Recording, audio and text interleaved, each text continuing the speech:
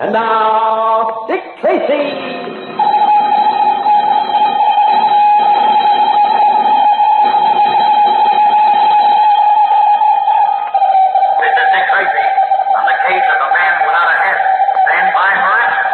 Let's go, men.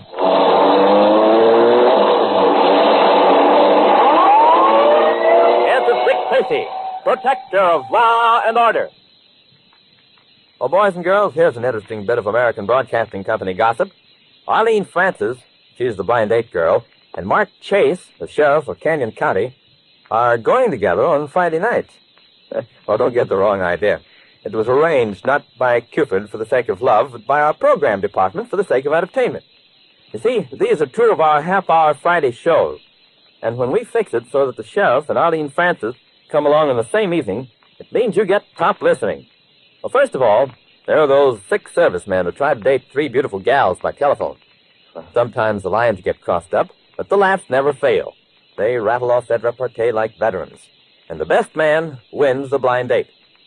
Then, after the FBI has caught its men and famous jury trials have decided the night's case, those are 2 more top shows, the sheriff of Canyon County takes over and leads you on a merry chase of adventure, laughter, intrigue, and suspense.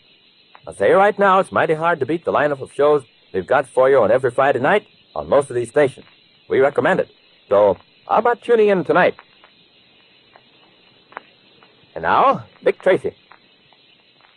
In yesterday's story, you saw how 2 criminals, Hoppy Dunn and George Scanlon, again threatened the life of a young woman who Dunn, the man without a head, suspected of having quite a quantity of cash in her possession.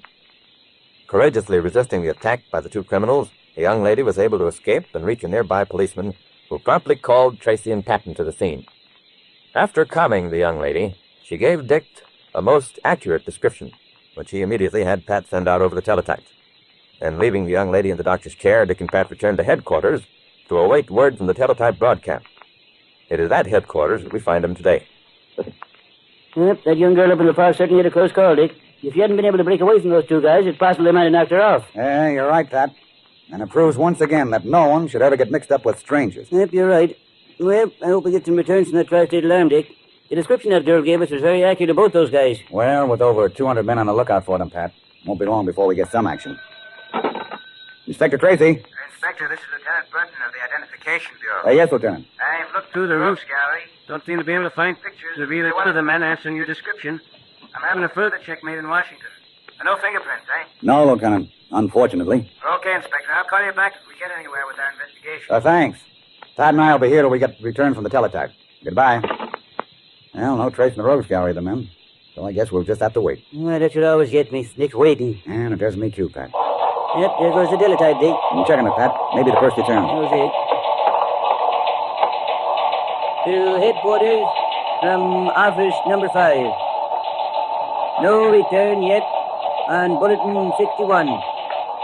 No lead. Every man available on 24-hour duty. We'll keep you advised. Signed, Magruder. That's about what I expected. I'm afraid we're up against a pair of pretty clever criminals. Yeah, but in the meantime, these 2 guys may be trying to knock somebody else off, and that's why...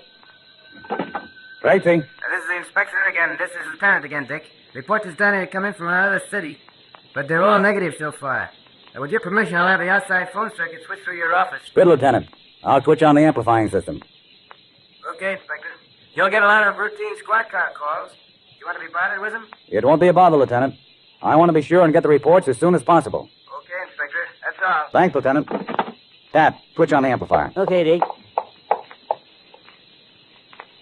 As the men from headquarters intensified their efforts to find the 2 criminals, Dunn and Scanlon, the very men that they were after have hidden themselves in a room in another section of the city. From time to time, George Scanlon carefully approaches the window overlooking the street and peers furtively between a crack in the curtain. Listen. The street's still clear, Hoppy. How about making a break for it? Make a break for it? You're crazy. Safest place for us is right here. How long are we going to have to stay here? I don't know. Now get away from that window and sit down. I don't like this any better than you do. Just like I told you, Hoppy. You overplayed your hand. Overplayed nothing. We're still all right, aren't we? Yeah, sure we're all right. I bet every cop in this state's on the lookout for us. And yet you want to go out in the street. Just let me do the thinking, George, and we'll be all right. He's got plenty of dough and can stay here until the heat's off. Now just stop. Who's that? How would I know? Should I answer? Wait till I stand over here. Keep the chain on the door. Go ahead. Open up.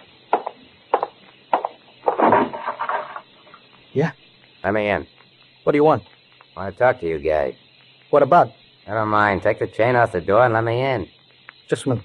Did you hear that? Yeah, let him in. All right. Come in. Thanks, buddy. Come on in. Sit down. Hey. Now, what's on your minds? Oh, I just thought I'd come up and check up with you guys, see if you liked the room. Everything was all right? Yeah, everything's swell. We like it fine. That's good. Does this other guy have to stand behind me? No, I guess not. Sit down where the landlord can see you, George. You make him nervous standing behind him. Okay. So you like the room, huh? I said that once. I notice you guys don't go out much. No, you're just resting. How'd you like a radio up there? Shortwave radio? Now, what would we... Shut up, George. Look, brother, you didn't come up here for any social visit, and this business about the shortwave radio is a phony. What's on your mind? Well, I guess I might as well come to the point. You look like a couple of reasonable guys. As far as I'm concerned, I'm reasonable, too. I always say, live and let live. So what? I didn't make that crack about the shortwave radio for nothing. Go ahead. I've been listening to police calls, and I've been hearing the description of a couple of guys that are wanted on suspicion of murder.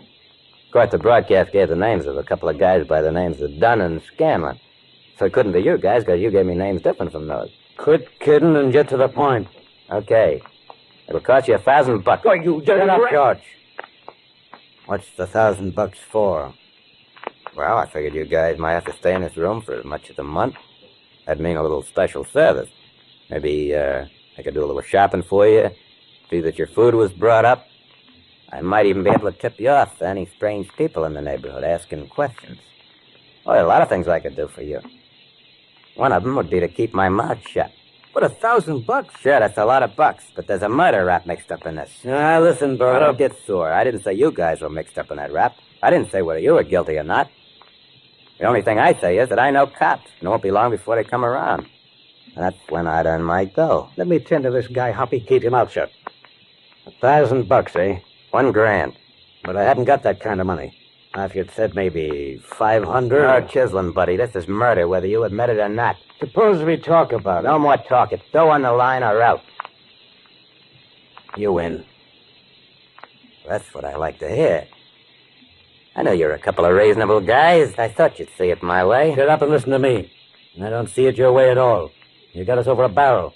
You're putting the squeeze on us. Now, here's your dough. Now, get out of here. Thanks, buddy. Thanks.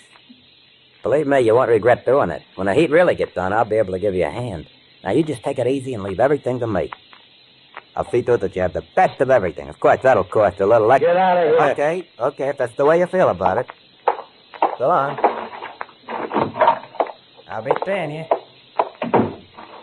Of all that dirty wire. He might be listening. Why don't you let me finish? Not now, you fool. He's let us off easy. But $1,000, Hoppy. That way we haven't got as much dough as we thought. And this guy isn't going to stop there. But he'd certainly be back for more. What are we going to do? I'm thinking of that right now. Why don't we tend to him? Because we can't. Every cop in the world would be here, and then what would we do? You just keep away from that window. Let me do some thinking. Well, maybe this guy will play on the level with us. I wouldn't trust him an inch. If anybody offers a reward for us, he might even turn us in to get it. Now, George, you're in a tough spot. But I think I see a way out. Now, just don't bother me for a few minutes. Just let me think. Anything new, Pat? No, Dick. Just about the same story from all our officers. No place for either one of those days. You know, you'd think with the description as accurate as the one they have, the police would have picked up those guys by now. You can only mean one thing. The two of them have holed up somewhere. I would have put my hands on them in a city this size presents a problem. I suppose the only thing will drive those guys out in the open is the lack of dough. That's right. If they have enough money, it's possible for them to stay hidden indefinitely. I don't know what else to do, Pat. I've covered every possible angle. If you're private wire, Dick. Yes? Inspector Tracy, this is McGowan down at the Bureau of Licenses. Yes, McGowan. I have issuing some rooming house licenses, and I just had a appointment come up. May not mean a thing to you, but I'm following your instructions. Go ahead, McGowan. I told you I wanted everything reported. Well, it's like this. A guy by the name of Burton, George Burton, runs a rooming house at 4321 Boulevard. Now, his license to run a rooming house ran out last week. Instead of obeying the notice to come in and renew, he didn't do it. So we sent an investigator up there. Yes? Well, you get them to see Burton. Had to go down to the office and fill out proper forms. You know the form. Is that the one to make them tell the number of rooms and the number of people in the building and so forth? That's it. Well, Burton filled out the form all right. Put the figure 10 on the place designated for the number of people in the building. And while I was watching, he scratched that out and put in 8. Ah, 2 less, huh? 8 instead of 10. So just for the fun of it, I started questioning him. I never saw a guy turn green so fast in all my life. Think there might be something to it? Well, it's worth investigating. We've had no return whatsoever on the teletype bulletin. Oh, that's too bad. Well, I don't want to tell you your business, but if it was me, I'd get down there and see what's bothering George Burton. 4321 Boulevard? That's it. I hope I haven't sent you on a wild goose chase. Don't you worry about that, and thanks for calling me. All right. Good luck, Inspector. Goodbye. Hear that, Pat? Yep, do we roll? You bet we do. Come on, let's go. In a moment, we return to Dick Tracy. But first, you know, in addition to Dick Tracy, we here at the American Broadcasting Company have a lot of programs we like a whole lot. From time to time, I'm going to tell you about some of them. As a matter of fact, if you're listening at the beginning of our broadcast, you heard me talk about The Sheriff and Blind Date, heard on Friday night. Another one of our favorite shows is The Quiz Kid. Joe Kelly is the master of ceremonies for The Quiz Kid. Of course, he's got all those answers down on his card. What more do you know? It takes an entire research staff to supply him with a background for every question. But sometimes, those smart kids come up with an answer that the research department forgot all about and one that isn't written on one of Joe's cards. Well, then, says Joe, it's up to me to figure out whether they're right. And I've got 20 million listeners waiting for me to go way out on that limb, and after I get out there, cut it off after me. But the youngsters are with Joe every inch of the way, because Joe knows how to make the whole affair seem like a wonderful game. He says it's this way: when you're enjoying yourself with a kid, you sort of become a kid yourself. Well, boys and girls, you'll have a lot of fun listening to the Quiz Kids. They're heard on most of these stations on Sunday evenings on the American Broadcasting Company. Now, back to Dick Tracy. Car 7, Tracy speaking. Cars 9 and 1 meeting you at Boulevard at Grand. Right, but no sirens under any circumstances. What happens when Dick and Pat reach their destination? Will the criminals suspected of murder escape? You'll know all the latest developments Monday. So tune in, same time, same station, for The Adventures of Dick Tracy, written by M.C. Brockhausen, directed by Wiley Adams, and this is George Gunn speaking. Dick Tracy doesn't have a crystal ball to help him solve the mysteries he's always getting involved in. He uses plain, ordinary detecting. Well, maybe there's a little bit of luck involved, too, but not too much. You'll have fun and thrills watching him track down a case to its final solution. The Adventures of Dick Tracy are heard every day, Monday through Friday, over more than 100 radio stations from coast to coast. You'll want to join the thousands who have the Dick Tracy listening habits. Dick Tracy, protector of law and order, will be heard Monday at this same time on the case of the man without a head. This is the American Broadcasting Company.